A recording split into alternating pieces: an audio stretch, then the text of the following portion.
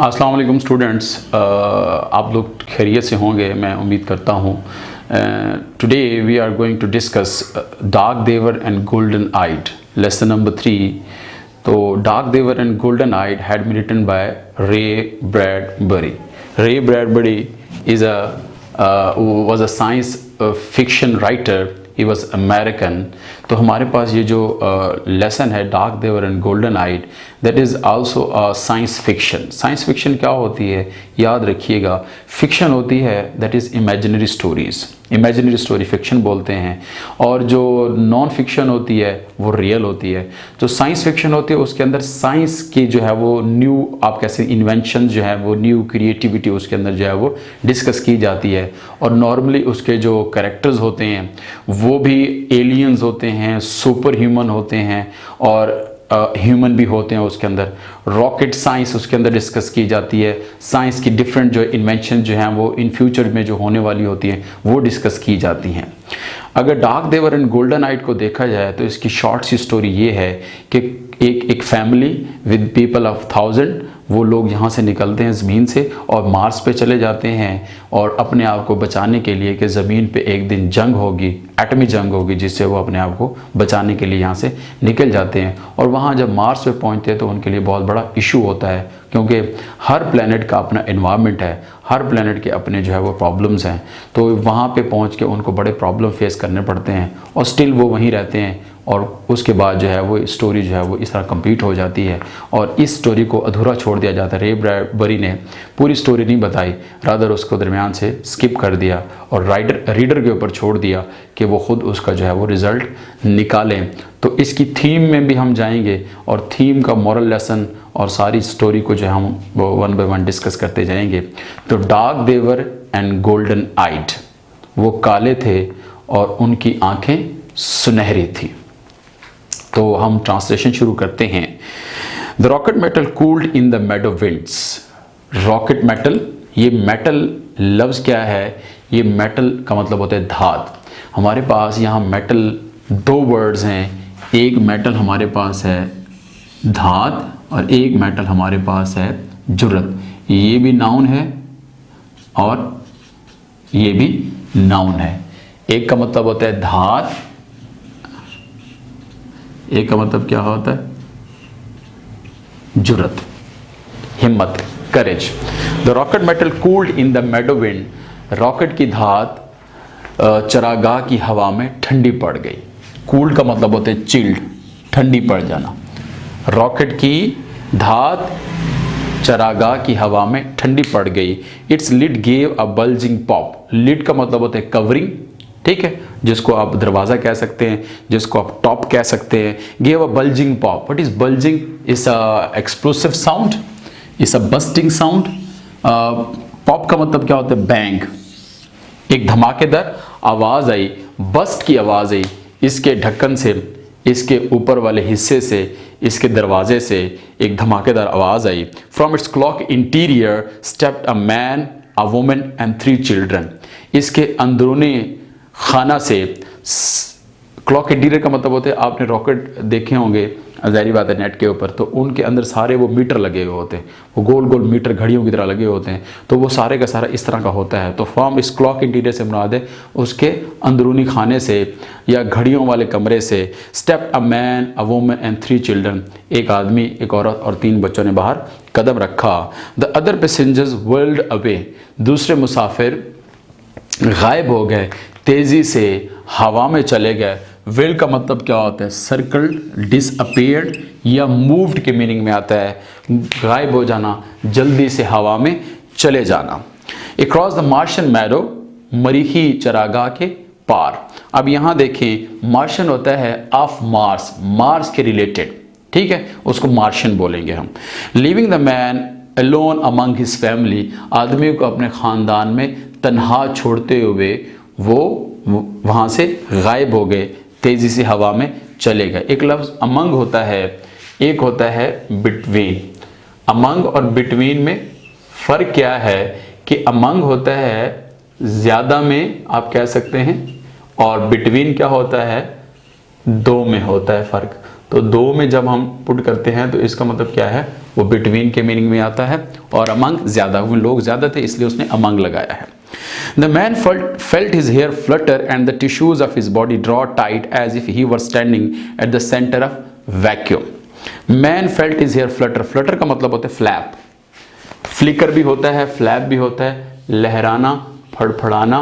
आदमी ने अपने बालों को लहराते हुए, फड़फड़ाते हुए महसूस किया, उड़ते हुए महसूस किया।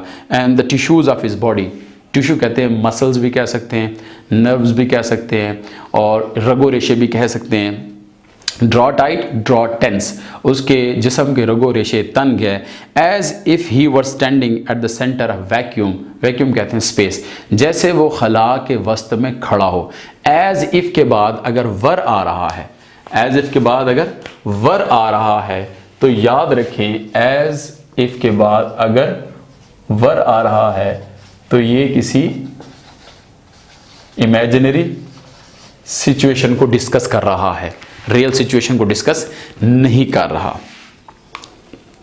क्योंकि ही वर लगाया हुआ, ही वॉज नहीं लगाया हुआ। हिज वाइफ, उसकी बीवी, बिफोर हिम, उसके सामने, seemed almost two well away in smoke, उस धुएं में गायब होती हुई, डिसअपियर होती हुई दिखाई दी। द चिल्ड्रन स्मॉल सीड्स, ये मेटाफर के तौर पर इसको यूज़ किया गया है, स्मॉल सीड्स, बच्चे नन्हे बीज। Might at any instant be sown, instant का मतलब होता है मोमेंट, लम्हा। सोन, ये सो होता है, इसका मतलब होता है बीज, आप कह सकते हैं कि बोना, प्लांट के मीनिंग में आता है, और इसकी सेकंड फॉर्म होती है सोड, और थर्ड फॉर्म होती है सोन। ये फर्स्ट है, ये सेकंड है, और ये थर्ड फॉर्म है सोन जो है, और ये पैसिव वॉइस सेंटेंस है। बी सोन, जैसे वो बिखर जाए, यहाँ पे सोन का मतलब क्या होगा, बिखर जाना, dispersed. Dispersed to all the Martian climes, climes mean climates, जैसे वो मरीखी आबो हवाओं में बिखर सकते थे किसी भी लम्हे। The children looked up at him, बच्चों ने उसकी जानिब देखा। As people look to the sun, जैसे लोग सूरज की तरफ देखते हैं। टू टेल, जानने के लिए, यहाँ पे टेल जो क्या है, जानने के लिए। What time of their life it is, कि उनकी ज़िंदगी का वक्त क्या है। His face was cold, cold का मतलब होता है इम्प्रेशनलेस, नो इम्प्रेशन एट ऑल, उसके चेहरे पर किसी किस्म के कोई तासुरात ना थे। What's wrong, ask his wife, उसकी बीवी ने पूछा क्या गड़बड़ है, क्या इशू है, क्या प्रॉब्लम है। यहाँ देखिए, रॉन्ग का मतलब कहते हैं प्रॉब्लम, डिस्टर्बेंस। अब आपने एक बात गौर करनी है, ये जो व्हाट्स रॉन्ग है, यहाँ पे ये क्या है, रिपोर्टेड स्पीच है, ठीक है। और एक और जो है, रिपोर्टेड स्पीच को इन्वर्टेड कामास ने क्या किया हुआ है, क्लोज किया हुआ है यहाँ पे। और ये जो एपोस्ट्रोफी है, ये इसका मतलब होता है व्हाट इट इज। और एक और चीज़ देखें आप, ये जो आपके सामने लिखा हुआ है आस्क्ड, ये हमारे पास क्या चीज़ है, रिपोर्टिंग स्पीच है।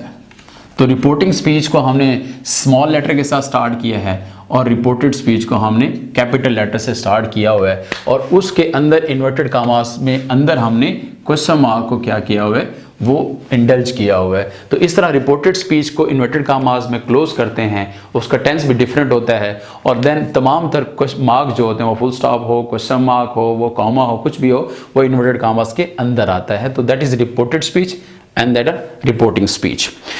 Let's get back onto the rocket. Get on का मतलब होता है आओ सवार हो। Let's get back onto the rocket. आओ रॉकेट पर सवार हो। Go back to the earth, क्या जमीन पे वापस चलें। देखें, द अर्थ और अर्थ में क्या फ़र्क है।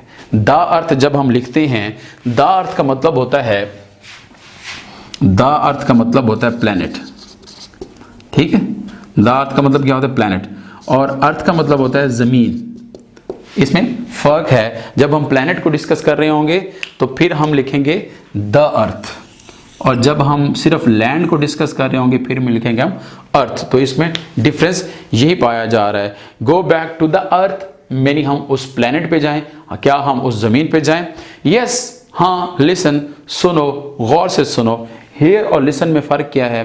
हेयर जब हम सरसरी सुनते हैं, और लिसन जब हम अपनी जहन उधर लाते हैं, हम तवज्जो देते हैं उसको। इंपॉर्टेंट पैराग्राफ है। The wind blew as if to flake away their identities. Flake away का मतलब क्या होता है, ख़त्म कर देना, डिस्ट्रॉय कर देना।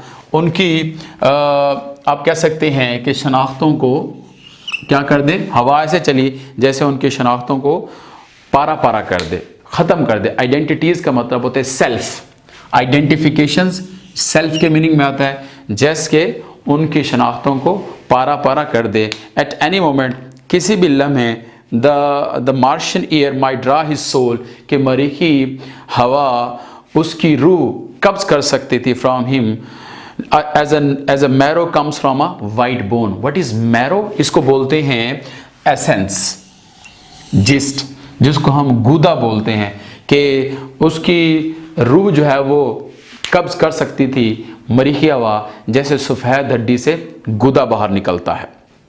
He felt submerged in a chemical that could dissolve his intellect and burn away his past. Submerged का मतलब क्या होता है? Immersed. Submerged भी होता है और immersed भी होता है, dipped भी होता है, कि वो उसने अपने आप को एक कीमियाई महलूल में गर्क महसूस किया। That could dissolve his intellect. Dissolve का मतलब क्या होता है? Decompose, तहलील कर देना। Intellect का मतलब क्या होता है? Reason, intelligence, wisdom, कि जैसे वो उसकी अकल को, जहन को तहलील कर दे। And burn away his past, और उसके माजी को जला के राख कर दे। They looked at the Martian hills, उन्होंने मरीखी पहाड़ों को देखा। The time had won with the crushing pressure of years. Crushing का मतलब क्या होता है? कंप्रेसिंग। प्रेशर का मतलब क्या होगा? दबाव, तबाहकुन दबाव से। उन्होंने मरीखी पहाड़ों को देखा। That time had won with crushing pressure of years, जो ज़माने के तबाहकुन दबाव से टूट फूट का शिकार थे। वॉन आउट का मतलब क्या होगा? Breaking. They saw the old cities, उन्होंने पुराने शहरों को देखा। Lost in their meadows, जो